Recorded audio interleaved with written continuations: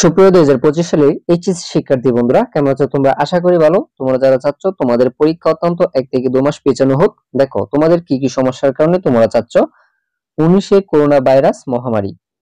আমরা HSC 2025 batch যখন নবম দশম শ্রেণীতে পড়ি তখন কোভিড-19 মহামারীর কারণে আমাদের শিক্ষা জীবনে বিশাল একটা গ্যাপ তৈরি হয়। অনেকে মৌলিক বিষয় তখন ঠিকমতো শিখতে পারেনি। আবার দেখো 24-25 বাংলাদেশের বন্যা, 24-এর বন্যায় 1117 শিক্ষা প্রতিষ্ঠান ক্ষতিগ্রস্ত হয় এবং আমরা বন্যার সম্মুখীন হই।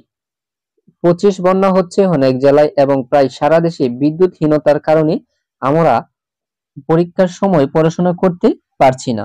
আবার দেখো কোটা আন্দোলন থেকে সরকার পতন। 1 নাম্বার হচ্ছে কোটা আন্দোলন থেকে সরকার পতন, শিক্ষার্থীদের অবদান সবচেয়ে বেশি। আবার দেখো কোটা আন্দোলন আমার অনেক শিক্ষার্থী অসুস্থ এবং প্রাণ হারায়।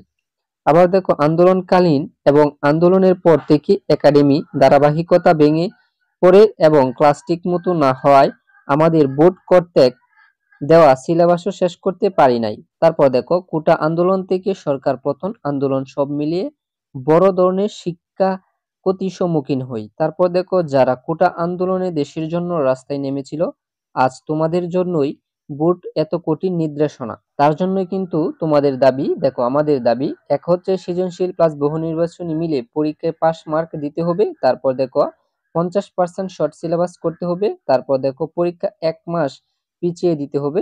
আচ্ছা, 4 নাম্বার দাবি দেখো শিক্ষা বোর্ডের দেওয়া নির্দেশ বাতিল করে অন্যদের মতো স্বাভাবিক ও সহজভাবে পরীক্ষা দিতে হবে।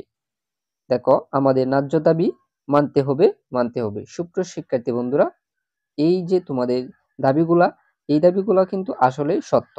এখন তোমাদের কি মনে হয় তোমাদের পরীক্ষা 1 থেকে 2 মাস পেছাবে? তোমার কি মতামত কমেন্টস করে জানিয়ে যাও। সুপ্রিয় শিক্ষার্থী বন্ধুরা, এইচএসসি 2025 সকল আপডেট পেতে চ্যানেলটিকে সাবস্ক্রাইব করে সাথেই থাকো।